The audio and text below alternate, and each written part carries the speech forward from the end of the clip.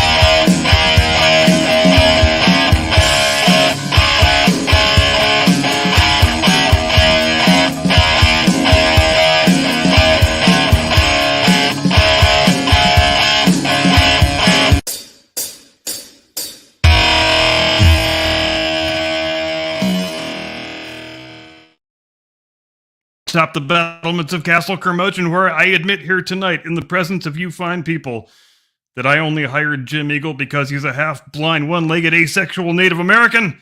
Good evening, Mr. and Mrs. America, and all ships at sea. Welcome to the Blast Radius. So glad you could join us this evening. Here is your Decline of Western Civilization news roundup for the work week ending Friday, 17 May 2024. Dateline Washington, Monday, 13 May. You know, it seems like practically each week we ask ourselves, could things possibly get worse for the California cackler? And each week, right on cue, the universe says, hold my beer. Vice President Kamala Harris is undergoing a brand new image makeover, as you may have heard. And if you're keeping score at home, yes, this is at least the 10th one of those in just the last, 3.5 years? And her people have either all quit or they are so completely out of ideas that the only thing they have managed to come up with for Kamala Image Makeover Spring 2024 edition was, how about if we just have her start swearing in public?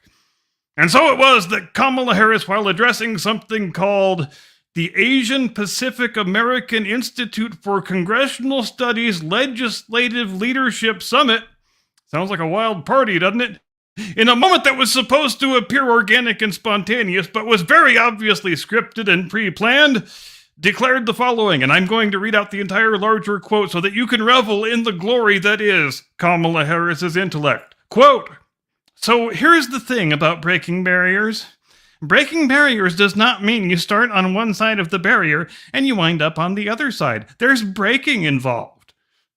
And when you break things, you get cut and you may bleed. And it is worth it every time. And here comes the coup de grace. We have to know that sometimes people will open the door for you and leave it open. Sometimes they won't. And then you need to kick that fucking door down. End quote. And then she cackled like a drunken witch for about 15 seconds, as she tends to do. But hold on, Cap, you ruggedly rapacious rapscallion, I hear you say.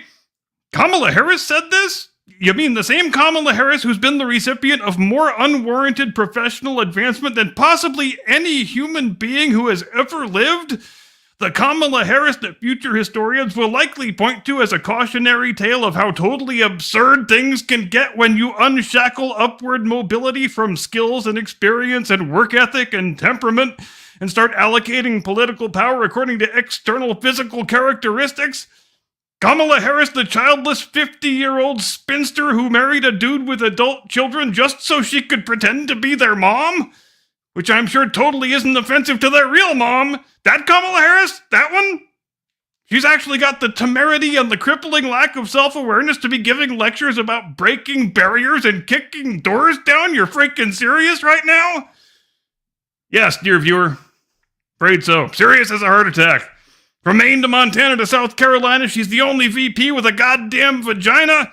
From Frisco to Memphis to Old Oxford town, slam a door in her face, she will kick that shit down. I better stop before I turn the whole 90-minute live stream into a freestyle ringside introduction. God damn it, Jim Eagle. You're supposed to shock me with the electric cattle prod when I prattle on too long like that. What the fuck do I pay you for? Dateline Chapel Hill, Tuesday, 14 May. In the first of what's likely to be a fairly incessant barrage of such stories over the course of the next few years or so, the trustees of the University of North Carolina voted this week to end immediately, with extreme prejudice, any and all diversity, equity, and inclusion programs that currently exist at that august institution. According to a report from Fox News, quote, the unanimous decision by the trustees will reallocate $2.3 million that the university spends on DEI programs toward police and public safety measures as part of its annual budget approval process, end quote. So granted, UNC obviously isn't a very big fish in the DEI pond. I mean, 2.3 million is pretty small potatoes in the grand scheme of the race huckster industrial complex. I bet places like Brown and Cal, Berkeley, and Harvard spend 100 times that much on their DEI departments and the bureaucracies they have lovingly shepherded into existence around them and the magnificent gleaming cathedrals they have built to house them in.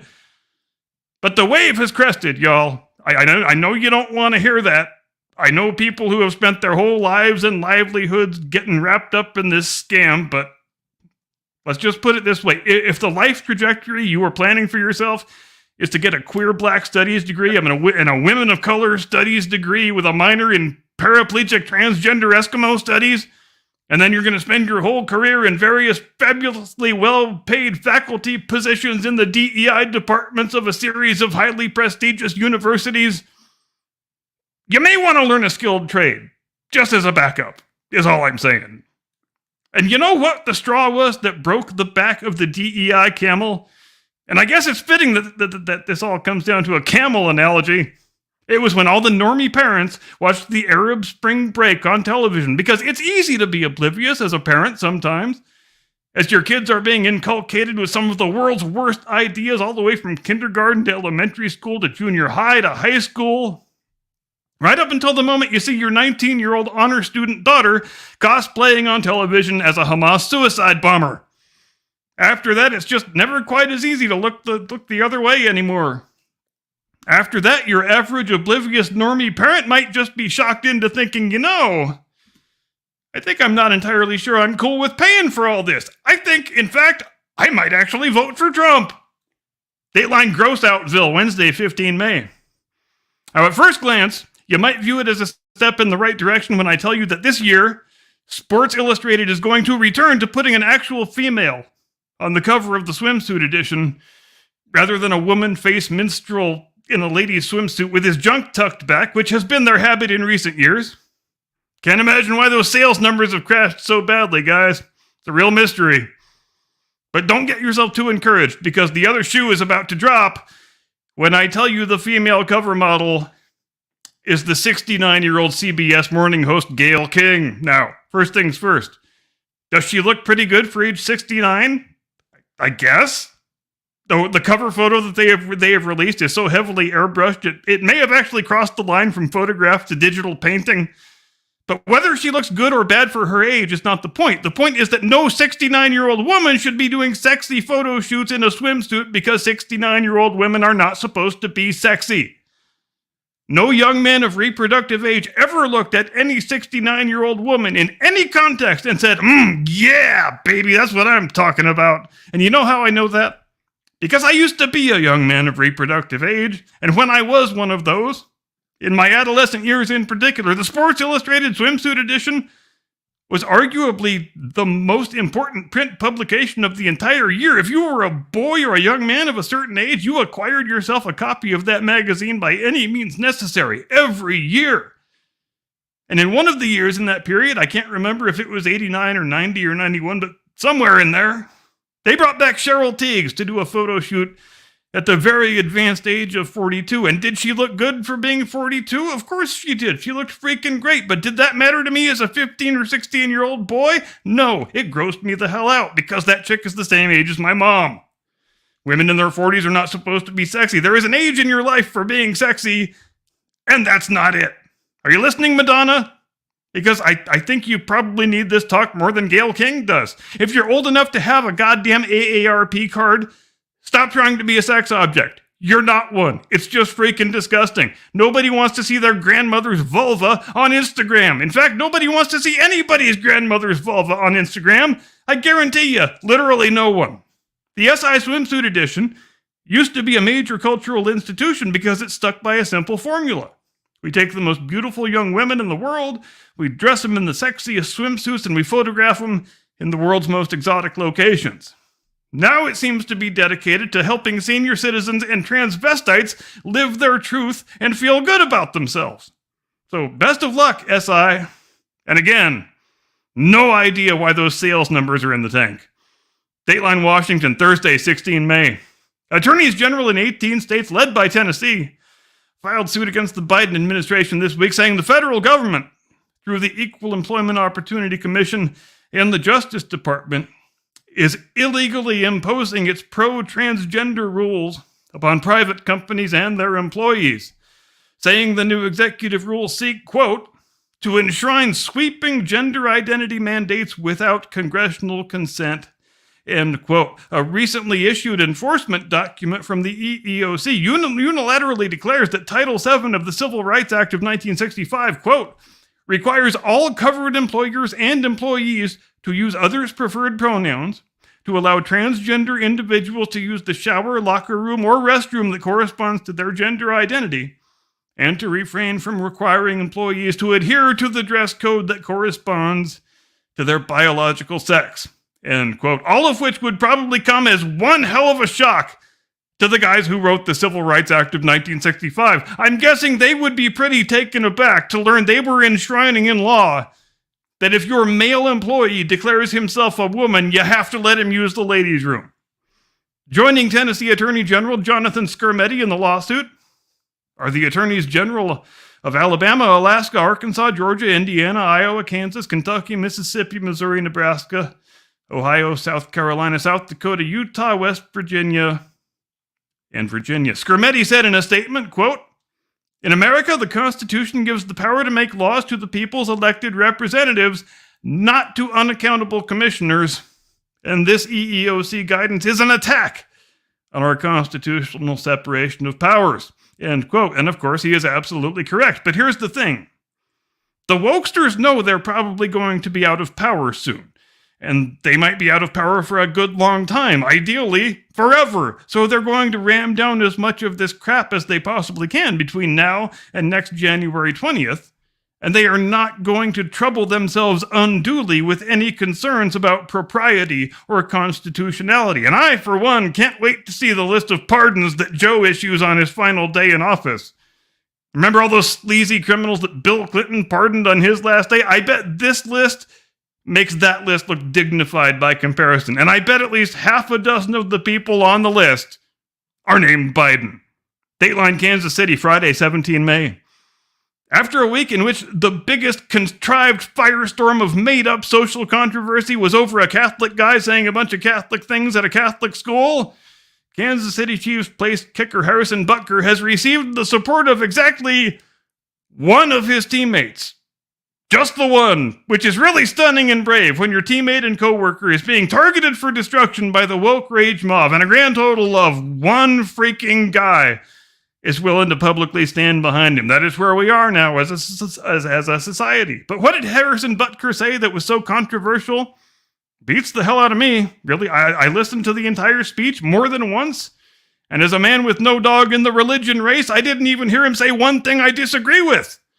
If he had given the same speech 25 years ago, he would have been hailed as the exemplar of an ideal sensitive male feminist. How did I first hear about this story? From seeing headlines from your usual suspect online fake news sludge factories. Headlines that said things like, misogynist Chiefs kicker says women's only place is in the kitchen. But did he say that? Did he intimate that? Did he imply anything remotely resembling that? No, of course he didn't. And would it be offensive if he had? No, it wouldn't.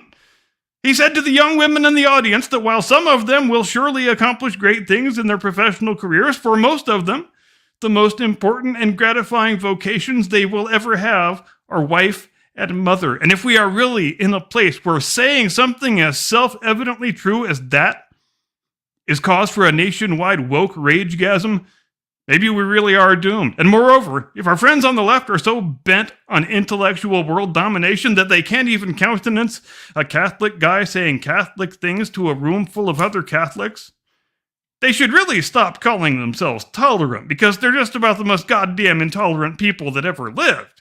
You know, I'm old enough to remember when the central premise of feminism was the idea that women should have the same range of life choices that men do. Meaning, at least one would think, that they should still get to retain the option of being wives and mothers and homemakers if that is what they want to do. But it seems like in practice, feminism has only sought to remove that option and force all young women into the college career pipeline, whether they want that or not. And it's not difficult to see why, as a matter of political calculation. Women who live the traditional life of wife, mother, homemaker, they don't have much reason to adopt a socially liberal political worldview. They are much more likely to be churchgoers. They don't get that many abortions, and they don't spend that much money on therapy and birth control. But if you get them onto that university campus and start pumping that sweet leftist rage grievance heroin into their veins, then you have got them on the assembly line to being bitterly unhappy, single, 30-something, borderline alcoholic urban apartment dwellers with 9 cats who work middle management HR jobs at the local widget factory and can't understand why they aren't gaining happiness and fulfillment from the anonymous sexual encounters they engage in with random dudes from the bar each weekend, who engage in passionate activism on behalf of every current thing that comes down the pike, who take all the most fashionable antidepressants and tranquilizers, but still wind up depressed and non-tranquil. Because that's a woman who will always and forever vote for the Democrats. The stay-at-home mom who sings in the church choir?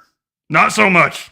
I'm just saying, if you think there was no deliberate attempt at social engineering being undertaken 30 years ago, when the Treasury Department went all in on federal underwriting of student loans, and the Education Department at the same moment adopted national guidelines for high schools that said, everybody goes to college now, high school is 100% college prep, henceforth and forever, then I'm sorry, but you're just far too trusting.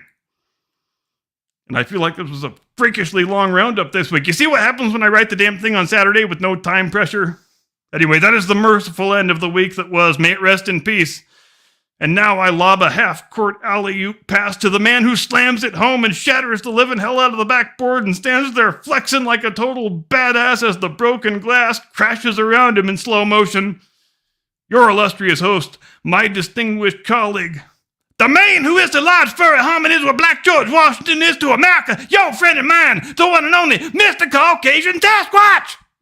Tactical nuke incoming!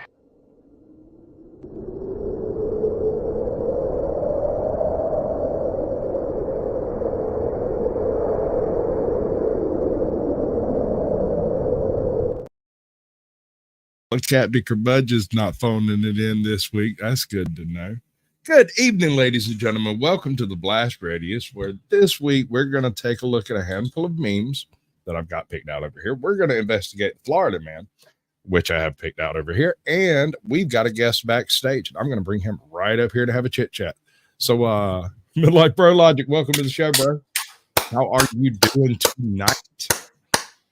I'm doing great. I'm feeling a bit intimidated after that monologue. I mean, he just brought it home. It was so good, I had to take notes, people. Okay, so for those of you sitting in the back, make sure you take notes. I mean, where can I even begin with this great monologue? You had me at Kamala Harris, sir. Okay, Right. And if you are looking for someone who wants to talk about Kamala Harris, you found the right guy. Okay, because I'm on it. But I got some beef with you, sir. You say she didn't earn her position. I say she did. She earned it in the bedroom with Willie Brown, sir. And she did it. And she's still, quote unquote, look at me, friends with Willie Brown to this day. Okay. Willie Brown is 90 years old. If you don't know, you are correct. She earned her position by climbing up a ladder made out of every penis in Sacramento. That's the truth. Ain't that the truth? So it may not be the champion we want, but it's the champion we have. And be that as it may, Kamala Harris is the worst thing that ever happened to feminism since feminism itself, in that she is the worst example of how to get ahead by giving head for women. She's going to be your president, sir. Get ready to move to Canada. And just remember, ladies, if you want to be the president of the United States, you know what you got to do. Follow what Kamala Harris did and go to Howard and be an AKA shout out. Also, Joe Biden mentioned her today, mentioned that she went to Howard, mentioned that she was an AKA during his speech in your state, Caucasian Sasquatch, at Morehouse Black Man College. Okay, yeah. So it's just like, what's going on in the world? I don't know. There's so much going on. One more thing. I don't even know. Just tell me when to stop. But as bad as Kamala Harris is, as horrible as she is for the nation, as a horrible of an example of what women should look up to, right? I fully support her becoming the president right this second, because Joe Biden is an old man who needs to go into a nursing home. This is like a fallen flag, upside down flag America. Kamala Harris is a better choice for president than Joe Biden right this second. So I'm ready for it. If we get an announcement right now that Kamala's the president, I fully support it. That's what's up, because Joe Biden is that bad. What else can I say? Especially if your deciding criterion is the ability to successfully ambulate across 10 feet of flat level ground. Yes. There you go. Yes. I mean, that's the basics, right? It's like Maslow's hierarchy of needs. You need to walk across 10 feet of ground without people holding their breath, getting ready to catch you because they're afraid you're going to break a hip, right? And that is where we are with Joe Biden now. That is, it sounds like an overstatement, but it is not. That is exactly where we are. Joe Biden is so bad. I'm surprised that he didn't tell the Morehouse men that he graduated from Morehouse today. I watched it. It's a 30-minute speech. It did not disappoint. He didn't make any massive flubs, shockingly. But hey, that's what it is. That's where we're at. What's up? If there was no Uncle Bozy and no Father Riley last name in it, then I'm not interested, because I can't get a video out of it if he successfully delivers a speech. I would say they must have got his mix right this time. That's probably a very important thing in this presidency. As much as we would like that to be a joke, it's not, because we know that drug cocktail is an imperfect thing. Whatever that drug cocktail is that they pump him full of when they need him to be appearing in public for longer than 30 minutes. Oh my Lord. I don't even want to speculate, man. Like, that guy is obvious when he's doing his full cornholio stance. You know, when he's doing that Beavis and Butthead thing where he's standing there. Yeah, generally speaking, you can get about an hour of semi lucidity out of him, but you've got to pump him up with so much mystery drug cocktail that for the first 20 minutes of it, you get angry, bitter, fist shaking grandpa, and nobody likes that. Not very threatened by it. Well, let's not forget. Here we go. New York Post, May 18th. This is 2 short days away. Trump demands drug test for Biden before presidential debate. Can you believe this? Which I absolutely support, and it's the right thing for Trump to say.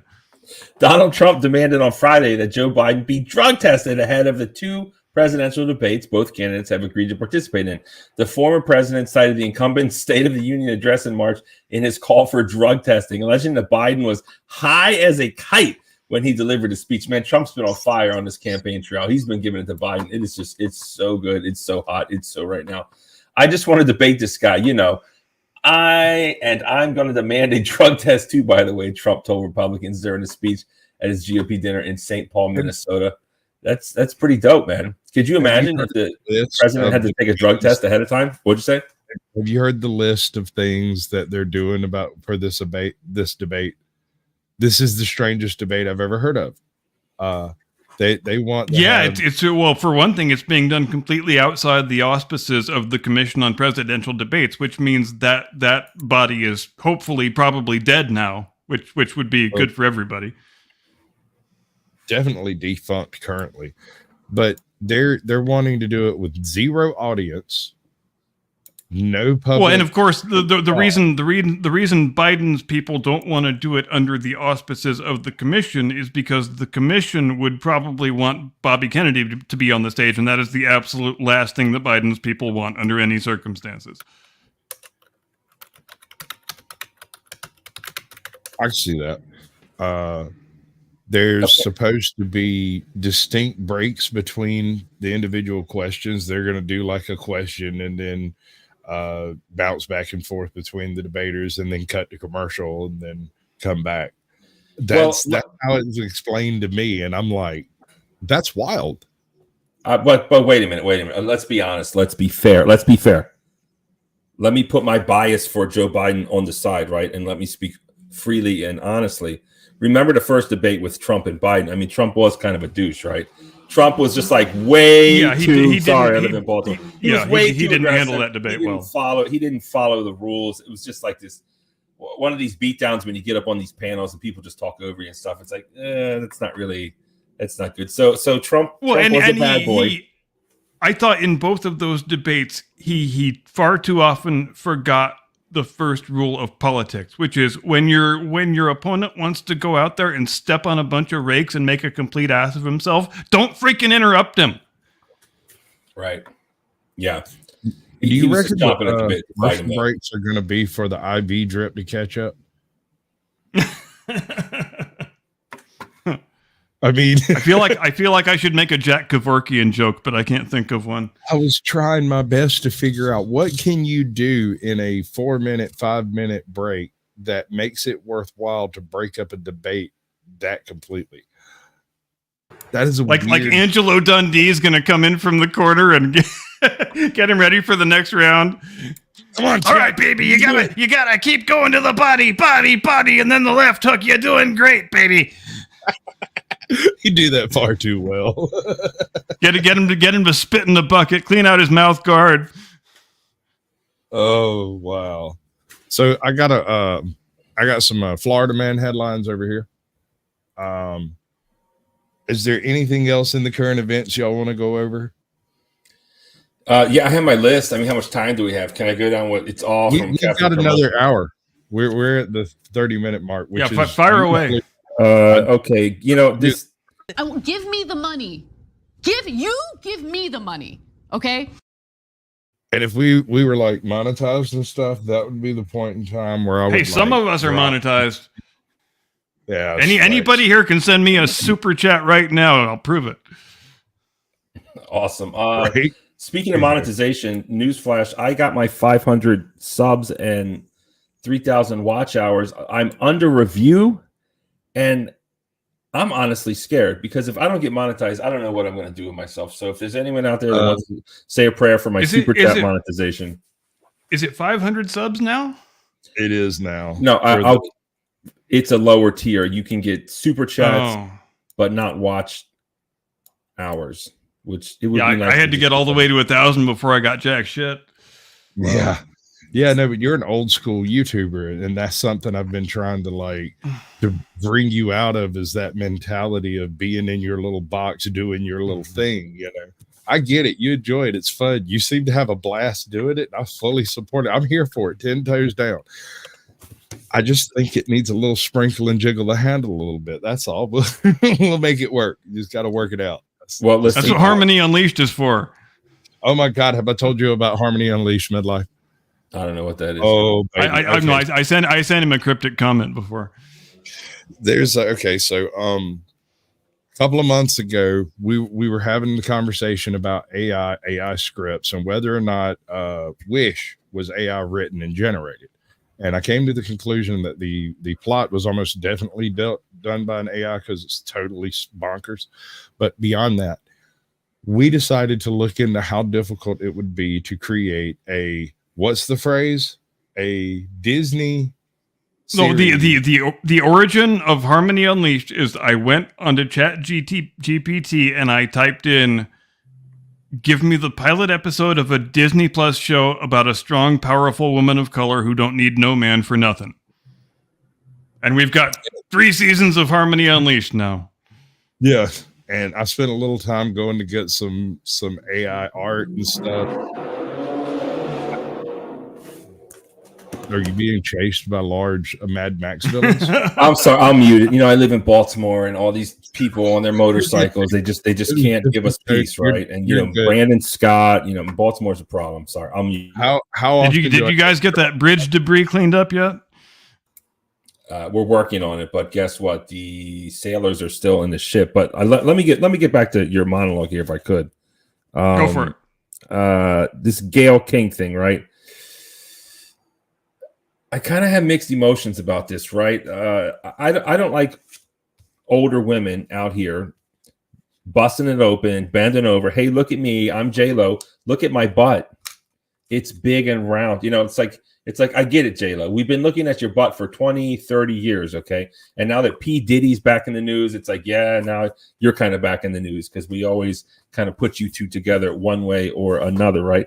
And it's kind of like, when are these women going to grow up, right? Even like the ex-mayor of Baltimore, she's out here. She's not the mayor anymore. She's getting plastic surgery. She's busting it open. She's bending over. She's showing her boobs. It's just like, aren't you supposed to go through that like super hoe phase back in your 20s when you're that 20-year-old little number? And apparently there's like no age limit now, and they go crazy. But there's 2 instances where I find it socially acceptable for women over 40, right, to dress, for lack of a better term, slutty, right? Of course, it's Halloween, right? We need sexy cats, sexy witches. All that stuff is cool, right? It's cool as long as you're not around kids, obviously. And then there's like swimsuits in the beach, you know? That's okay. As far as them putting it on Sports Illustrated and kind of ruining it, I mean, Sports Illustrated, it's kind of, it's a magazine. First off, does anyone even read that anymore? No, not in print form. So it's a sinking ship, no matter how you slice it, really. Absolutely, but I don't know. You said some things like, "Oh, she's so old. She said this. She said that," and it's like, I don't know. I mean, I'm 47, and you're saying that women are old when they're 40. If I look at a 40-year-old, it's like, wow, who's the hot young chick at this point? Now that I'm older, maybe I'm looking at it in a different light, perhaps. But I'm going to have to check that out. But in the context of the Sports Illustrated swimsuit edition, I mean, from my perspective as a man who has grown up with that cultural institution being what it used to be, I just want to see a beautiful young woman in an exotic place in a nice photograph on that cover, and I don't think that's a whole hell of a lot to ask for, frankly. I guess it is. Quickly, who's your favorite Sports Illustrated swimsuit model? Mine's Marissa Miller. Thanks for asking. Elle Macpherson, hands down, no contest. Elle Macpherson, overrated. Sasquatch, go. No clue. No clue. Okay. We're not going to accept no clue. I don't know the name. At least just say Paulina Poroskova. That would probably be acceptable. I'd probably Carol Alt, baby. But listen. Look on Kathy Ireland. I was thinking Kathy Ireland. Quite honestly, when you asked, I couldn't remember for sure if she was one, and I didn't want to look stupid. But yeah. She was one. Yeah. But hold on. In their defense, yeah, you're right. This is horrible. This is unacceptable. It's not good. 69-year-old woman on Sports Illustrated. Yeah. But at least she doesn't have a penis. And at least she's not obese. So it's true. Like I said, on the one hand, you can view it as a step in the right direction, as a return to putting actual females on the cover. So I guess baby steps, right? I kind of have an issue with the at least approach. Sports Illustrated is not supposed to be an at least magazine. Well, what is the bastion Exactly. of femininity now? They took Victoria's Secrets away from us. They put fatties and trannies in. Now we got 69-year-old women on Sports Illustrated. Like, where are we supposed to look for non-porn hotties? Like, seriously. You know what Exactly. And that's really all that's being asked for. And it's not an outlandish request, I don't think. How can I do this? How can I start some type of online thing for aspirational hotties? Do you know what I mean? In to the tune of the 90s and late 80s, early 90s, Victoria's Secret and Sports Illustrated. Yeah, like I just want to look at hot women who are not jamming something up their butthole. You know? My issue I have with this entire agenda and the entire takeover of the cultural warfare by this weird left-wing Marxism that seems to have been trotted out. It's the doubt. It's the doubt that has been embedded in every man's spirit now. You cannot look at a chick across a room and know for a fact what you're dealing with anymore. You have you are pretty much not allowed to express any sort of appreciation of a woman's looks without being called a rapist or a monster or a patriarch or choose your woke buzzword here. Unless you're Brad Pitt or whatever. Yes. Leonardo DiCaprio can get away with yes, for us normies. And as far as the fat Victoria's Secrets models, I like them. She raises a salient point though, because Victoria's Secret is also pulling back from their woke excesses of the last half decade or so. It appears, at least. Yeah, they apparently have gone back to hot women in underwear. You never would have thought you could screw up that formula, but they managed to. Here's the thing. It's who's that singer? Rihanna, of course, is a singer, and she invented some type of underwear called Savage Fenty or something, and she shows like bigger models. And like, look, I get it. Most girls don't look like Victoria's Secret supermodels, so they want to know what their bodies will look like in this lingerie, and I support that, right? But for the runway, can we keep the fatties off the runway at least? Do you know what I'm saying? You can have like a and then there is a and it's not just female beauty either. There is a relentless campaign for the last several decades to inculcate people with the idea that pretty things are actually ugly and ugly things actually look good. We see it in art. We see it in architecture. You know, not just in human aesthetics. That might be the place where it's most screamingly obvious. But it's a multifaceted campaign, and it's really an assault on everything that is by a traditional definition aesthetically pleasing. And shout out to this comment. Aren't there like million young female hotties on Instagram? I don't know, because I'm not there thirst trapping for chicks on Instagram. Maybe there is. I haven't looked. Maybe I should. Thanks for the advice. I only use Instagram for educational purposes, of course. Oh, here comes a motorcycle gangs in Baltimore. Can you hear it? Right. I'm here for it, dude. I can't wait. Hold on, I can't. If they're bringing crab cakes, I'm in favor of it. Damn right. Okay, I'm back. Yeah, it's like Mad Max in Baltimore. Like for real. It's just nonstop. Wow. Actually, so are you like right in the city center then? Yes. Well, not center, but I'm in the city. There's no doubt about that. Yeah. Juliet Porter. Oh, okay. Let's check that out. I don't mind if I do. Thanks for the hot tip. That's what's up. Yeah. So, Sports Illustrated. It's a loss, but not a total loss. What else can we talk about? Let me just say one more thing from your genius monologue, sir. And there were so many fire takes there. I think the thing that I liked the best, or one of my favorites, was depressed and non-tranquil. That was great. That came off of something about medicating women or something of that nature. It was great. Yeah, they take all the most fashionable antidepressants and tranquilizers and come out depressed and non-tranquil. Yes, that's great. It sounds like it could be a song, perhaps. Anyways, So thank you for that. Don't tempt me. Ready Yeah, no, to, he'll do it. I think I'm ready Okay, for the so next. you got anything else on your little sparkly sheet there? It's just worth mentioning. Biden spoke at Morehouse today.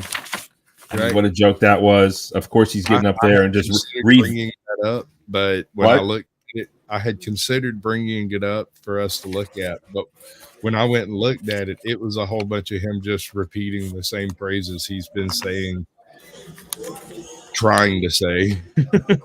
So Yeah, I haven't heard any of it, but it's probably par for the course, I expect. yeah, it's right It's now. just him talking about slaves and racist white people at Morehouse in Georgia, which of course is the only black male college. Well, it all is Well, right now, and Paul. it's a subject on which he has an intimate knowledge, since he is the last living segregationist senator. I hate it when you're right about things. Wait a minute. What? He was yeah. I don't know. I don't know about that. This factually, but Tell him. Well, he said on the floor of the Senate in 1973 that he doesn't want his constituents to jungle. have the racial jungle. Yep. yes, that's scrubbed. By the way, I can't find that clip anymore. Do you? Can you find Really? the clip? You can't. It's I gone. might have a copy of it actually. Please somehow send it to me because it's gone. You can only find like articles about it. It's not anywhere. To Well, be found. I'm was surprised dead. it took them that long to memory hole it. To be honest with you. It's gone. It's a shame. And this Morehouse speech was horrible. And there wasn't enough protests, in my opinion. A few of the dudes sat backwards, so shout out to them. But I wish there was more. Were there any Arab Spring breakers trying to break it up?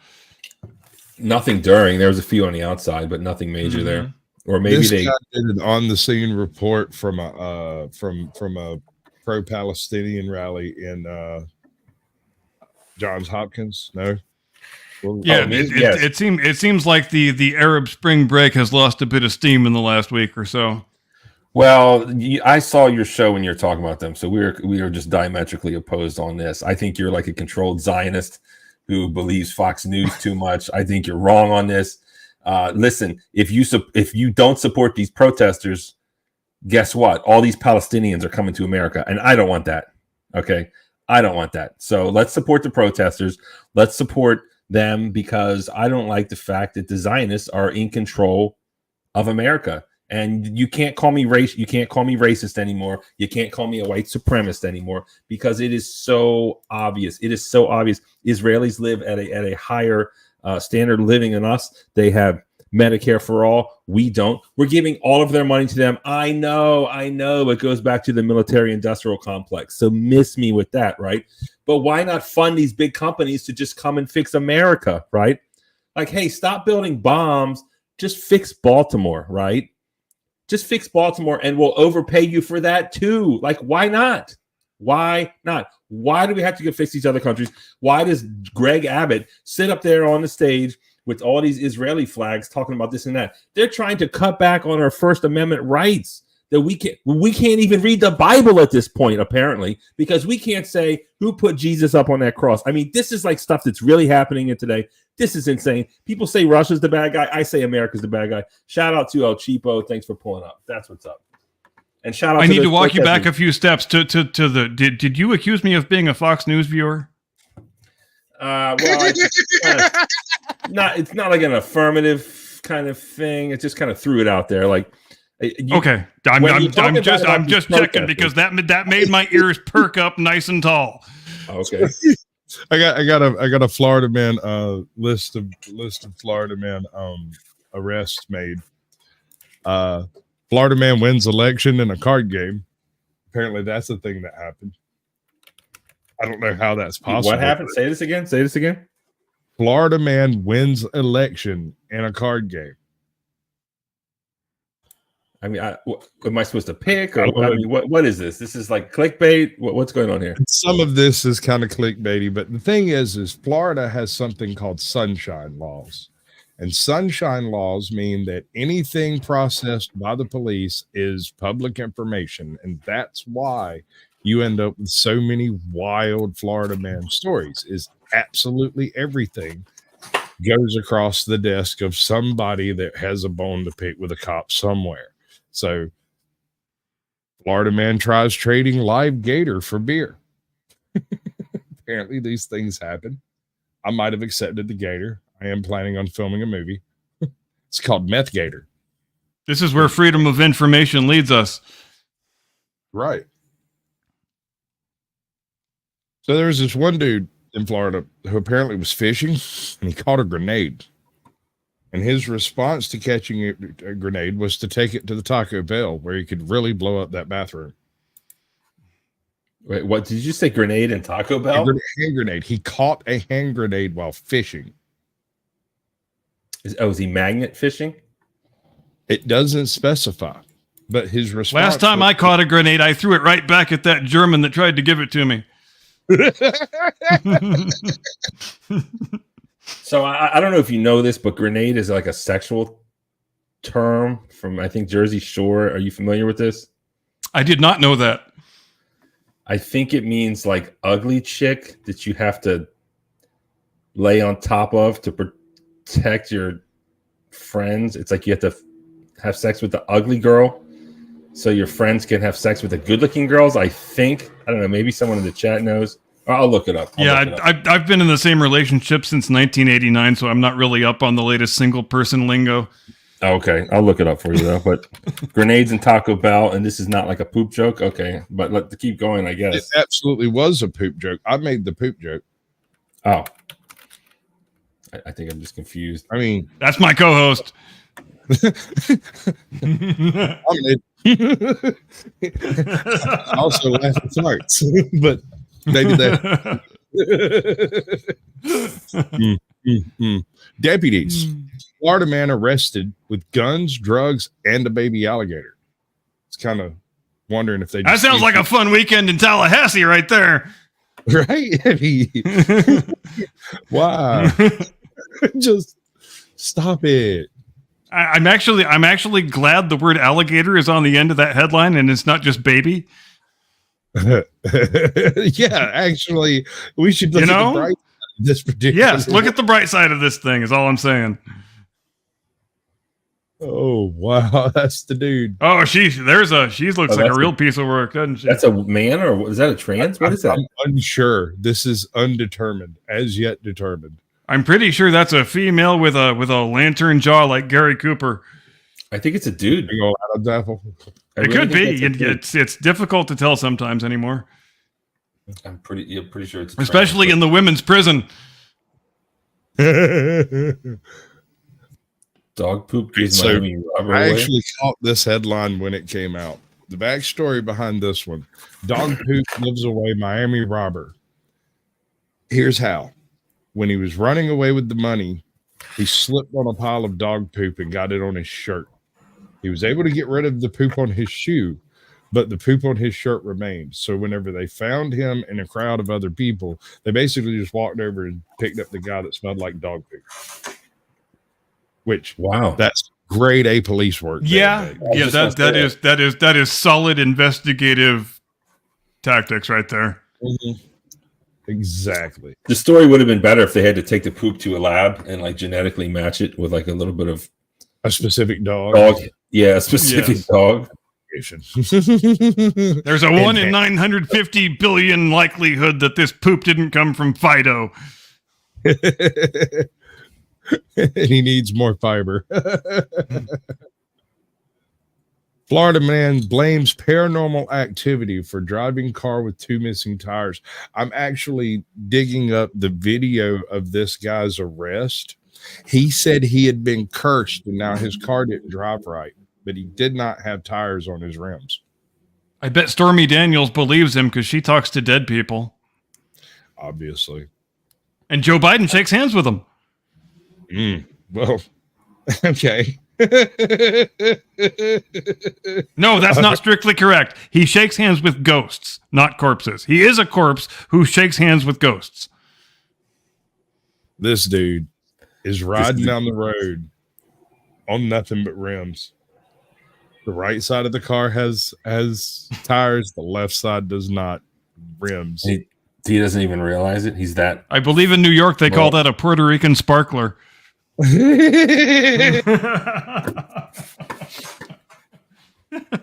Pretty sure that's racist. Pretty sure. We're not getting taken down tonight, though. Not this time. It'll be next time, you know. That's why we should play the Black George Washington video, goddammit. Oh, man. Can we hear him or not? On the outro. Well, now I've got it muted so we can talk over it. Variety test, which Because failed. And Homie then just got has some AI talking over the video. Now, you see this gentleman riding down the road on two tires. I see that face. He looks like he's the bastard love child of Jon Snow and Roman Reigns. I was thinking more along the lines of like Ed Gain and Ramirez, but okay. Okay, yeah, I can see a tiny bit of Night Stalker in there. I gotcha. I feel like there's some definite Night Stalker vibes here. I was looking mostly at the hair, admittedly. I can see it. But yeah, can you imagine this guy trying to pick up your daughter at the bar? I'm sure he'll make you very happy one day, sweetie. Yeah, no, face tattoo is just an immediate no for everything. Like, yeah, just no. I totally want that guy to be my grandkid's dad. I mean, I hear you, but sometimes that chick with the face tattoo's just the one. Oh God. Oh my God. Speaking of face tattoos, have you guys seen that video of the chick crying in her car she's got like an actual big goat head Satan tattoo on her neck right here, and she's got like shit all over her face and like a javelin through her nose and all this other metal shit through her mouth, and she's crying into her phone in her car in some parking lot about how she can't get hired at TJ Maxx. And I'm thinking, sweetheart, when you got the big fucking goat head Satan tattoo right in the middle of the front of your neck, did you think that might possibly have negative professional consequences for you one day?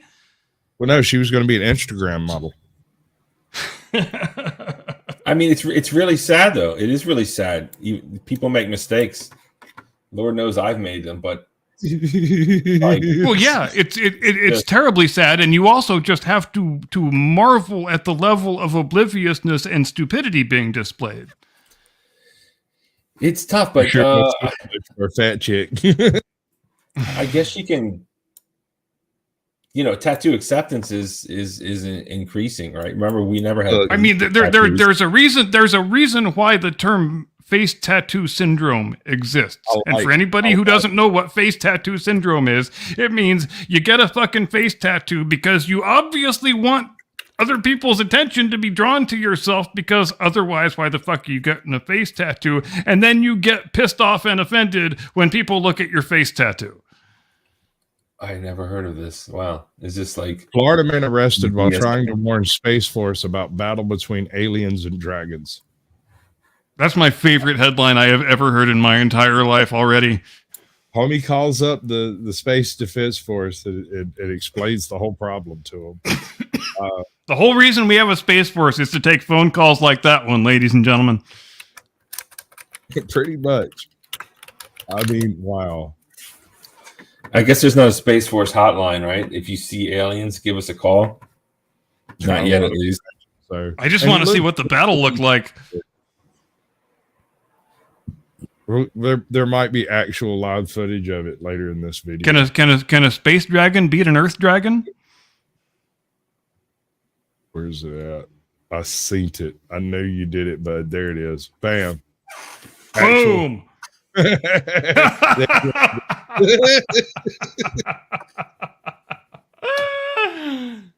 There it is. You found it for me. Best producer in the business.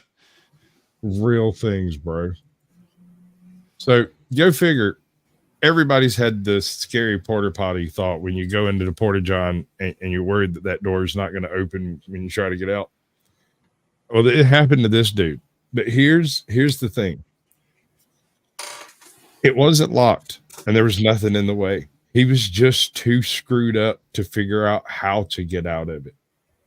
And I've had it happen to me.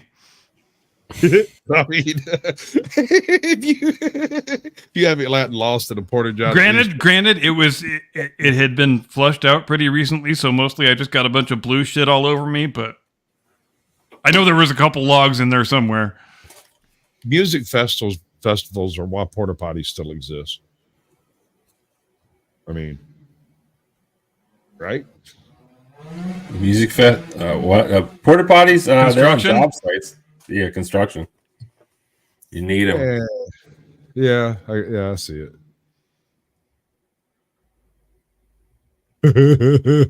He looks exactly like a guy who would knock over a porta potty. Right? Assholes.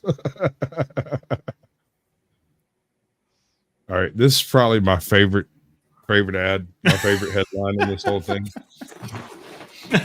Yeah, Florida man hides gun in chicken butt. So I'm a bit of a. I'd hate to be the butt of that joke. But I'm a bit of a chicken expert, I think, because I had chickens. I don't know if you know this or not. And when they say butt, I'm not sure exactly what they mean, but just in case you don't know, chickens have one hole, and it's called a cloaca. yeah, So they don't pee, they don't piss, they only poop. So they poop and they lay eggs and they have sex through their cloaca. And male chickens, also known as cocks, actually do not have cocks. They only have a cloaca. So when they have sex, it's like lesbians. It's like lesbian sex, where they put cloaca to cloaca, and somehow he busts a nut in there. what Like, have you been reading? No, Do we know what manner of firearm was being secreted within the chicken carcass? Oh yeah, is this a dead chicken or a live chicken? Hold on, now I'm confused. Yeah, I guess that's the first question we need to ask, isn't it? I suppose you're right. It doesn't specify at all. I'm hoping it was a dead chicken because it probably wasn't a great experience if it was a live one. Right? Oh my Lord. I'll imagine it's a great experience anyway. I mean, I don't care where you stick the gun. Fair point. Once it's inside, it's probably not great. So these are some selected by Acorn Stash. You can find him on YouTube. He's got a great voice. Check this dude's voice out. It's finally here. The underground bunker we've all been waiting for. The website I found this on was claiming that these bunkers were real and up for sale. I think he should be reading Sam Slade novels. Yeah, he's got a note perfect sort of snarky sardonic thing going on, and I love it. Yeah, It's he's kind been of like you, working on Captain. it. It's What's that? kind of like you, Captain. I'll Have take you that. heard that. Okay, how many of these have we seen? Pretty in Pink, check. Breakfast Club, check. Short Circuit, Goonies, Weird Science, Lost Boys, Better Off Dead, Trading Places, check. Now, this is, yeah, okay. I've watched them all. Yeah, there's none of those I haven't seen. Those are like the top 20 list of movies that everybody my age has seen. There's actually a movie not on this list I feel like should be, and I kind of feel bad about it. Breaking 2, The Electric Boogaloo. You're goddamn right. That's a racist travesty right there. It is. Do you know why that movie's famous? Why it is in the Hall of Fame, one of the greatest 80s movies of all time? It doesn't need a reason because it's fucking Breaking 2 Electric goddamn Boogaloo. You're not wrong, but there's a specific reason. If you go and watch that movie, you will discover in that movie they have the greatest work montage ever filmed. Yeah, you're right. It is perfectly, flawlessly edited. It is perfectly put together, and the actual work they're doing looks like freaking work. They're actually doing work. It's the greatest work montage ever. Naked Ali Sheedy, says Difficult Denizen.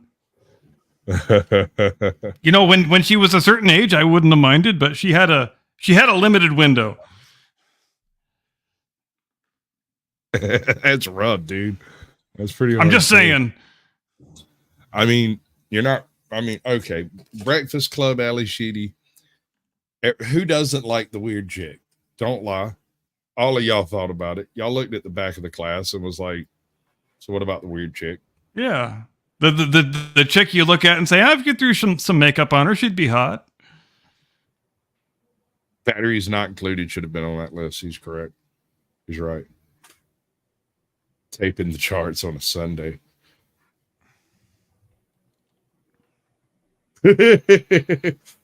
that's Should I do some This Week in History since we're at the hour mark? Yep, that's where that happens. All right, let's rearrange some stuff here. Okay, you're in the right spot. We're doing the right thing. This Week in History, ladies and gentlemen. And y'all feel free to jump in with any snarky remarks if you feel need.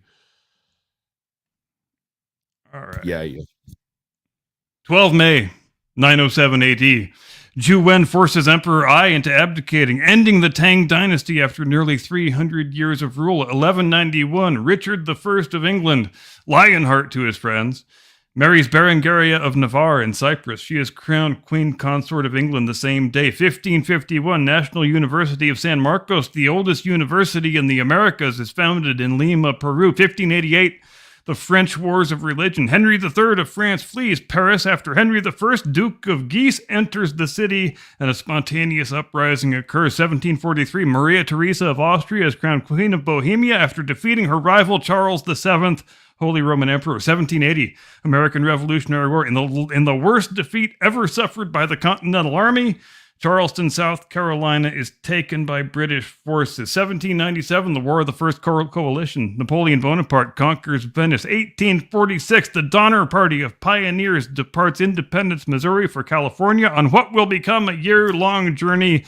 of hardship and cannibalism. 1865, the Battle of Palmito Ranch, the first day of the last major land action to take place during the American Civil War, resulting in a Confederate victory. We had to give him a little participation ribbon. You know how it is. 1926, the Italian-built airship Norga becomes the first vessel to fly over the North Pole. 1937, the Duke and Duchess of York are crowned as King George VI and Queen Elizabeth of the United Kingdom in Westminster Abbey. 1982, during a procession outside the Shrine of the Virgin Mary in Fatima, Portugal, security guards overpower Juan Maria Fernandez y Cron before he can attack Pope John Paul II with a bayonet. Interesting choice of assassination weapon, I think. Right. 2002, former U.S. President Jimmy Carter arrives in Cuba for a 5-day visit with Fidel Castro, becoming the first president of the United States in or out of office to visit the island since the Cuban Revolution. 13 May 1568, Mary, Queen of Scots, is defeated at the Battle of Langside, part of the civil war between Queen Mary and the supporters of her son, James VI. And if you don't know much about Scottish royal history before the Union of the Crowns in 1603, that's actually how bad it got. Because how many times have you had to fight a battle against your mom? 1780, the Cumberland Compact is signed by leaders of the settlers in the Cumberland River area of what would become the U.S. state of Tennessee, providing for democratic government and a formal system of justice. 1846, the Mexican-American War. The United States declares war on the Federal Republic of Mexico following a dispute over the American annexation of the Republic of Texas and a Mexican military incursion. 1861, Queen Victoria of the United Kingdom issues a very carefully worded proclamation of neutrality, which recognizes the Confederacy as having belligerent rights, but stops short of calling it an actual country. 1862, the USS Planner, a steamer and gunship, steals through Confederate lines and is passed to the Union by a Southern slave, Robert Smalls, who later was officially appointed as captain, becoming the first black man to command a United States ship. 1912, the Royal Flying Corps, the forerunner of the Royal Air Force, is established in the United Kingdom. 1940, Germany's conquest of France begins as the German army crosses the Meuse. Prime Minister Winston Churchill makes his blood, toil, tears, and sweat speech to the House of Commons. 1958, during a visit to Caracas, Venezuela, the U.S. Vice President Richard Nixon's car is attacked by anti-American demonstrators. 1958, a group of French military officers leads a coup in Algiers, demanding that a government of national unity be formed with Charles de Gaulle at its head in order to defend French control of Algeria. 1972, a car bombing outside a crowded pub in Belfast sparks a 2-day gun battle involving the Provisional IRA, Ulster Volunteer Force, and British Army. 7 people are killed and over 66 injured. 1995, Alison Hargraves, a 33-year-old British mother, becomes the first woman to conquer Mount Everest without oxygen or the help of Sherpas. The 14th of May, 1097, the Siege of Nicaea begins during the First Crusade. 1264, the Battle of Lewes. Henry III of England is captured and forced to sign the Mise of Lewes, making Simon de Montfort the effective ruler of England. 1607, English colonists established James Fort, which would become Jamestown, Virginia, the earliest permanent English settlement in the Americas. 1747, the War of the Austrian Succession. A British fleet under Admiral George Anson defeats the French at the First Battle of Cape Finisterre. 1796, Edward Jenner administers the first smallpox inoculation. 1800, the 6th United States Congress recesses, and the process of moving the federal government of the United States from Philadelphia to Washington, D.C. begins the following day. 1804, William Clark and 42 men depart from Camp Dubois to join Meriwether Lewis at St. Charles, Missouri, marking the beginning of the Lewis and Clark expedition's historic journey up the Missouri River. 1878, the last witchcraft trial in the United States begins in Salem, Massachusetts, because where the hell else would it be? After Lucretia Brown, an adherent of Christian Science, accused Daniel Spofford of attempting to harm her through his mental powers. 1948, Israel is declared to be an independent state and a provisional government is established. Immediately after the declaration, Israel is attacked by the neighboring Arab states, triggering the 1948 Arab-Israeli War, which we now lovingly know as the 2024 Arab-Israeli War. 1955, 8 communist bloc countries, including the Soviet Union, sign a mutual defense treaty called the Warsaw Pact. 1973, Skylab, the United States' first space station, is launched. 15 May, 392 AD, Emperor Valentinian II is assassinated while advancing into Gaul against the Frankish usurper Arbogast. He is found hanging in his residence at Vienne. 1252. Pope Innocent IV issues the papal bull Ad Extirpanda, which authorizes but also limits the torture of heretics. During the medieval Inquisition, 1618, Johannes Kepler confirms his previously rejected discovery of the third law of planetary motion, which he first discovered on March 8th, but then rejected soon after when he made his first calculations, and then he changed his mind again. Moral of story, that's how freaking science works. 1817, opening of the first private mental health hospital in the United States, the Asylum for the Relief of Persons Deprived of the Use of Their Reason. So if you thought politically correct names were just a modern convention, think again. 1864, the Battle of New Market, Virginia. Students from the Virginia Military Institute fight alongside the Confederate Army to force Union General Franz Sigel out of the Shenandoah Valley. 1905, the city of Las Vegas is founded in Nevada. 1911, in Standard Oil Company of New Jersey versus United States, the U.S. Supreme Court declares Standard Oil to be an unreasonable monopoly under the Sherman Antitrust Act of 1890 and orders the company to be broken up. 1940, the Battle of the Netherlands. After fierce fighting, the poorly trained and equipped Dutch troops surrender to Germany, marking the beginning of 5 years of occupation. 1963, Project Mercury. The launch of the final Mercury mission, Mercury Atlas 9, with astronaut and badass American hero Gordo Cooper on board. He becomes the first American to spend more than a day in space and the last American to go into space alone. 1988. After more than 8 years of fighting, the Soviet army begins to withdraw 115,000 troops from Afghanistan. 2010, Jessica Watson becomes the youngest person to sail nonstop and unassisted around the world solo. Shit, I forgot to put the date on there. Okay, 13 May we're on now. 1204. Baldwin IX, Count of Flanders, is crowned as the first emperor of the Latin Empire. 1770, the 14-year-old Austrian Princess Maria Antonia changes her name to Marie Antoinette and marries the 15-year-old Dauphin Louis Auguste, who later becomes Queen of France, and I think you know how that story ends. 1842, the first major wagon train heading for the Pacific Northwest sets out on the Oregon Trail from Elm Grove, Missouri, with 100 pioneers. 1888, Nikola Tesla delivers a lecture describing the equipment which will allow efficient generation and use of alternating currents to transmit electrical power over long distances. And a mere 3 years later, on the exact same date in 1891, the International Electrotechnical Exhibition opens in Frankfurt, Germany, featuring the world's first long-distance transmission of high-power three-phase electric current. 1916, the United Kingdom of Great Britain and Ireland and the French Third Republic signed the secret wartime Sykes-Picot Agreement,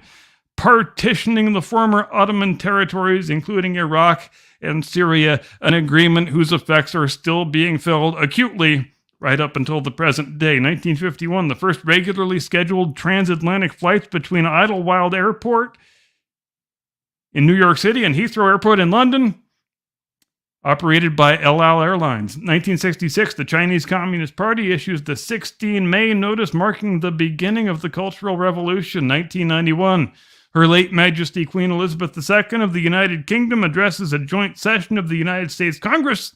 She is the first British monarch to address that august body. 17 May 1527, Panfilo de Narvaez departs Spain to explore Florida with 600 men. In 1536, he returns with 4. 1673, Louis Joliet and Jacques Marquette begin exploring the Mississippi River. 1756, the Seven-Year War formally begins when Great Britain declares war on France. 1814, the Constitution of Norway is signed and Crown Prince Christian Frederick of Denmark is elected King of Norway by the Norwegian Constituent Assembly. 1859, members of the Melbourne Football Club codified the first rules of Australian rules football. 1900, the children's novel The Wonderful Wizard of Oz by L. Frank Baum is first published in the United States. The first copy is given to the author's sister. 1939, the Columbia Lions and the Princeton Tigers play in the United States' first televised sporting event, a collegiate baseball game in New York City. 1954, the United States Supreme Court hands down a unanimous decision in Brown v. Board of Education of Topeka, Kansas, outlawing racial segregation in public schools. 1977, Nolan Bushnell opens the first Chuck E. Cheese's Pizza Time Theater in San Jose, California, and 5 minutes later, the first meth-addicted single mom uses it as a free daycare. 1984, Prince Charles, as he was then, in one of my favorite quotes ever, calls a proposed addition to the National Gallery, London, quote, "a monstrous carbuncle on the face of a much-loved and elegant friend, sparking controversies on the proper role of the royal family in the course of modern architecture." 1995, a story we remember very well around here. Sean Nelson steals an M60 tank from the California Army National Guard Armory in San Diego and proceeds to go on one hell of a rampage. 2007, trains from North and South Korea crossed the 38th parallel in a test run agreed by both governments. This is the first time that trains have crossed the demilitarized zone since 1953. 18 May 1268, the Principality of Antioch, a Crusader state, falls to the Mamluk Sultan Baybars in the siege of Antioch. And 23 years later, on the same date, in 1291, the last and final shoe drops with the fall of Acre, the absolute end of the Crusader presence in the Holy Land. 1652, slavery in Rhode Island is abolished, although the law is not all that rigorously enforced right off the bat. 1783, the first United Empire Loyalists, who are also called traitorous bastard turncoats, reached Partown, Canada, after leaving the United States. 1804, Napoleon Bonaparte is proclaimed Emperor of the French by the French Senate. 1860, Abraham Lincoln wins the Republican Party presidential nomination over William H. Seward, who later becomes the United States Secretary of State and gets stabbed in the face for his trouble. 1896, the United States Supreme Court rules in Plessy v. Ferguson that the separate but equal doctrine is, in fact, constitutional. 1917, the Selective Service Act of 1917 is passed, giving the President of the United States the power of conscription. 1953, Jackie Cochran becomes the first woman to break the sound barrier. 1974, under the code name Project Smiling Buddha, India successfully detonates its first nuclear weapon, becoming the 6th nation to do so. 1994, Israeli troops finish withdrawing from the Gaza Strip, ceding the area to the Palestinian National Authority to govern. 2019, United States presidential election. Joe Biden announces his presidential campaign, declaring that he is the only Democrat who can beat George Bush in 1988. And that's all I have got. Awesome. I want to point out exactly how much of that crap had to do with the Middle East all the way through it. This is basically a what's happening from the dawn of time. You're suddenly sketching out, bro. Like you're doing stop motion. Me? Not him. Oh. having a curmudgeon. He's kind of Oh, might want to do a restart real quick. I don't even think he heard you, honestly. I'm having a spot of computer trouble right now. I think you might have to give me a moment. Yeah, do your thing. I'll bring you back up when you're done. All right, bro. This is a perfect opportunity for us to discuss what you've got going on with your channel. I love talking about myself. Right? Continue, Isn't that please. the best topic ever? Yes. You have recently fallen completely head over heels into a spot of luck or skill or ability or whatever. You picked up how many views on that live stream the other night? I don't know, man. It's all to you. Thanks to you. It was Dalton, No. Tiffany Henyard. I did You 2 did. days in a row. I got thousands of views, which is insane. Huh? Hello? Hello? Hello? Hello? Surprise, surprise. Surprise, surprise. All right. Well, I'm just going to start talking. Maybe someone can hear me. I guess My sound just crashed, but it's back. Yeah. Better now. I can hear the echo on you, like you don't have headphones on or something. No, it sounds better now. Yeah, no, it just takes it a second to catch back up once it's doing. All right. So what was the big secret on that one? How did you pull that off? What was the thing you think? I just listened to YouTube's #1 producer, Sasquatch. Complete Words to obedience. live by. Complete obedience, I guess. I don't know, man. All the cylinders were firing in tune. What's up, Woody? It was right time, right place, right dose. Oh, this is like the how to give drugs. The right time, right dose, right place, right person, right method. It was just right there. It was right All of on it. point. You nailed it, dude. You had the right thumbnail, her sitting on the hot seat. You had the title, which was a clone of the actual Dalton Town Hall, whatever their title was. You just copy pasted it over. Freaking brilliant. Oh yeah, I saw that one. Brilliant. Because when people searched to find the Dalton Town meeting, they found the Dalton Town meeting and then you talking about it. And they had a choice between listening to the terrible sound they had or the terrible sound you had. And it was spot on. I knew that thing was going to fly. It was amazing, and it's kind of like that expression. It's better to have loved and love lost than to never loved at all. It's like, man, it's like, oh my God, is something wrong with YouTube? Is it really say that I have 200 concurrent viewers at once? I see these other YouTubers just smashing it, right? And I'm up here just on the struggle bus, and I'm sitting here rocking with 200 viewers. My subs go through the roof, and I'm just like, oh my God, they finally love me. My time has arrived. It's going to be like this from now on, because I did it 2 days in a row. I did it 2 days in a row, and then I was scared to talk about anything else. Yeah, I was worried you were going to get stuck in a rut on that. Which is exactly what they want from you. Yeah, but the problem is, ever since I've been eligible for Super Chat monetization, I've been nerfed or what? It's like I went from the most views ever. I think they are looking at those 2 days, and I might get punished for them. They somehow think that they're fake views or something. I hope this doesn't. If you're just as a general principle, if you're somebody who talks regularly about news and current events, they are throttling all such channels since the start of this year, big time. I mean, just speaking for myself, my traffic is about a third of what it was at the start of the year, and I'm better off than some people because it's been pretty heavy handed. I thought throttle was a good thing. No, throttling is when they slow down. Boost your content so that you were previously getting 4,200 views per video. Suddenly you're getting 420 views per video, and it can be a very depressing effect. But what's the opposite of throttling? Boosting. Huh? Boosting. When a video is boosted, it shows up on your For Me page and the At Home page. And by just putting it in those two locations, YouTube can increase the effectiveness of its performance in the algorithm without physically having to monkey the algorithm. And do you think it has anything to do with me trying to get monetized? Well, I think they will approve your monetization they will give you a good couple of months, long enough for you to actually derive a bit of money from it, assuming you don't nuke your own channel previous to this. And then they'll hit you with a strike and demonetize you.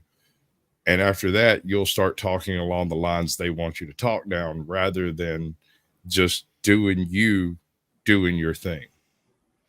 Which I kind of thought was happening to me a few weeks ago. And Squash, you and I talked about this, but I was getting the feeling like there was some other shoe about to drop that hasn't dropped yet, because I kept every day or two, I would get some kind of copyright nonsense about some old video that was, more than a year old, some video I'd completely forgotten about. And, which leads one to believe that somebody is going back and watching all of one's content and keeping score and trying to put things in one's permanent file, one might say. You're getting pigeonholed, man. It's going to happen. There's not a lot you can do to prevent it. Appreciate it, Joe. Cool. You the one, girl. That's my big spoon. He's like 7 foot tall. My man is 6'7" if he's an inch. But yeah, no, you're going through your own titles and your own thumbnails, and I think this is another reason why they're pushing for the words on the thumbnails. Right? They want something written on your thumbnail that gets an algorithmic boost, but it also gives the AI something to read. And you will naturally put something related to your video on the thumbnail when you do it. So it gives the AI a really information dense basis by which to judge what the video might be about. Which is kind of why I stopped putting my episode titles on the thumbnail a while back. Well, we'll see. Only time will tell, indeed. I had a thought when you were talking about the history lesson there. I'd like to bring up, if that's all right. Sure. Go And for I it. was thinking about the Donner Party, of course, and cannibalism, right? What a fascinating topic that is. And I wonder, if I was to be eaten, which is like totally cool. If someone needs to survive or whatever, like I'm totally down with that. Go ahead, have at it. But I'm wondering, when starving to death, do certain cuts of human flesh demand a premium, much like cows? Like, just newsflash, we do have the same cuts of meat as a pig or a cow, more or less. And Go ahead. I was wondering if, like people, I want filet mignon, and like for people who know how to butcher a deer, or maybe they have a farm or something, they'll know where that is. They'll know how to get that. And I wonder if people are going to go for that, or are they just going to go for like the leg first because it's like right there. I don't know. It's been said in the anthropologic studies of the subject that I've seen that when cannibalism happens, generally speaking, the parts of the person that are consumed are the parts that are the least readily identifiable as human. So you won't eat a face or a hand or a foot, but just the big cuts of meat, in other words, that you can just cut it off and pretend it's some other cut of some other animal. Now that tends to be what cannibals gravitate to first if they are in the position of having to resort to it. I mean, but also, pig feet. What'd you say? I'm kind of leaning towards the pickled U feet. I don't think that's a good scientific study, Captain, because let's face it, man, hands and feet, it's not really kind of loaded down with the meat, right? You know what I'm saying? You'd need the right. Well, no, size. and in one of the most famous examples, the Franklin expedition, the camps that were discovered, some years later, where cannibalism had taken place, the parts of people that they found in buckets not having been eaten were all the extremities, hands and feet, and lower arms and lower legs, in other words. So, for whatever that's worth. That's good to know. That's good to know. Yeah, maybe they are eating the loins, I suppose.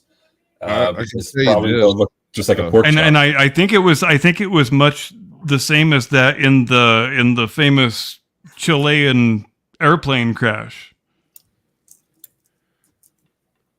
Oh, I So that- which is, I mean, those are probably the three most notorious cannibalism episodes in history, aren't they? The Franklin expedition, the Donner Party, and the Chile plane crash.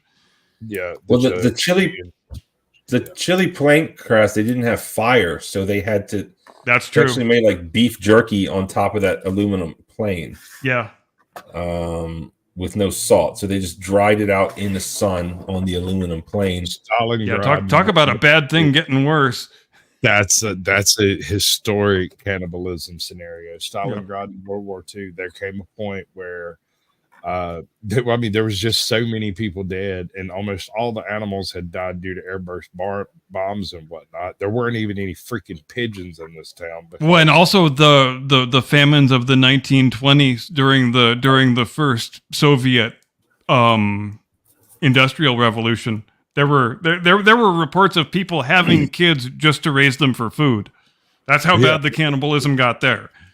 That particular time period was an especially dark period in human history, and I mean worldwide, because effects. Yay, communism!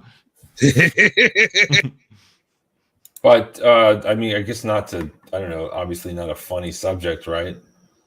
Pretty horrible. But do you I don't think? know. I guess it depends on what kind of sauce you use with it. Well, do you think people in I mean, are they eating each other in Gaza? They're eating each other in Haiti. Absolutely. No, but Haiti, they're doing it because they're voodoo or something. It's different. But in Haiti, but when you remove all other options for sustenance, you pretty much always wind up arriving at that one eventually. yeah. Whether you want to or not. Haiti so needs more. they're probably eating each other in Gaza right now. I mean, and it's wicked, really man. easy. Wicked. It's really easy to say in the abstract, as a well-fed first world person, that God, no, I'd never resort to that. I'd never be that hungry, and that's horseshit. Of course you would. Everybody has that point they would reach. That was a brilliant question. I really dig taking a good look at the concept of cannibalism, and at which point it becomes a viable thing.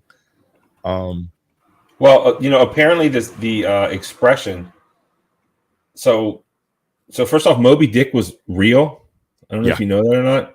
There's a ship called the Essex, which was attacked by a whale, and it didn't go down like Mel, whatever the heck his name is, but a ship got attacked and sunk by a whale, and it led to this huge journey of survival.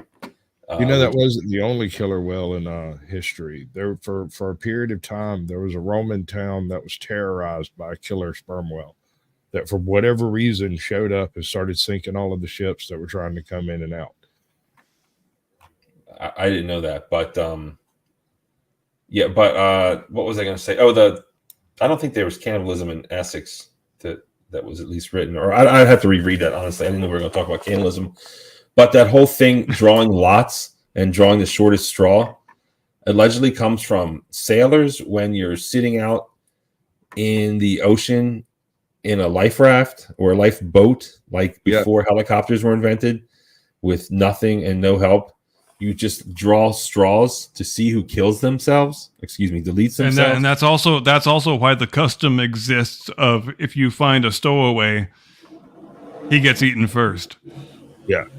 Oh, I didn't know that, but that's why stowing that actually came up on the Shackleton expedition. Perce Blackborough. He was discovered on the ship about 5 or 6 days out of port, and that's the first thing Shackleton said. He said, fine, I'll give you a job on the crew since I don't have much of a choice, but if it comes down to cannibalism, your ass is the one we're eating first. It seems fair. It's a good way to discourage stowaways. Yeah, I mean, it's not an unreasonable policy, I don't think. Absolutely not. Well, I certainly hope no one's. I guess people are starving to get in Gaza. It's quite horrible, not funny at all. But I don't know. In a couple of years, I guess we'll see. Certainly, I don't know. Only time will tell. I'd rather not know. I don't ever want to find out. Pretty depressing. That makes two of us. I'm just saying, that's nothing against anybody who's been in that situation. I do have an issue with people like Dahmer. These people bother me to no end. It's a bit much. Yeah, he took it too far. That's terrifying. I don't agree with the practice. I wouldn't participate myself. I would think that if there was one thing that defines a person as evil, it would be devouring human flesh when not in a starving situation. Yeah. Yeah, it's I don't know, evil, I guess, more Not ready sick to or do something. that. We're about out of time.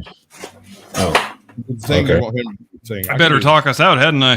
Yeah, that's how that works. I appreciate it, Midlife Bro Logic. We'll be back with you in just a few very short minutes. Cap, do the thing. Ladies and gentlemen, thank you ever so much for joining us here on the Blast Radius, as you hopefully do every Sunday night, 8 Eastern, 5 Pacific. We sure do appreciate it when you come on by and make us a little small, trifling, insignificant part of your Sunday evening. Thank you very much indeed for Midlife Bro Logic joining us tonight. Go subscribe to his channel right now. You won't regret it. We will see you next week. Have a great day and a pleasant tomorrow and an edifying day after that. See you next time. Do not comply. Get off my lawn. Get off my lawn.